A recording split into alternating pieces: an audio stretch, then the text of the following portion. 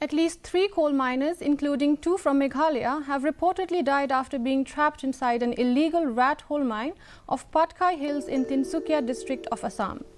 Following a landslide, officials said on Sunday.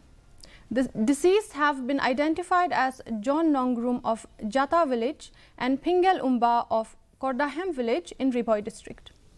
The third victim was identified as Dawa Sherpa from Bhojpur in Nepal. One of the victims' wives, Jinda Mukhim, said it is a great loss for her family as he was the sole provider to her and her 5 children.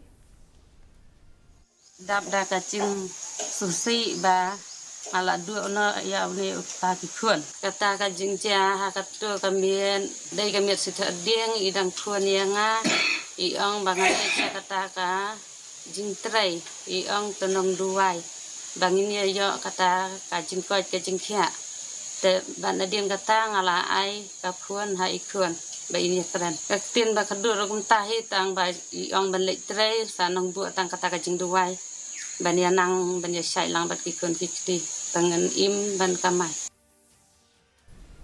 I am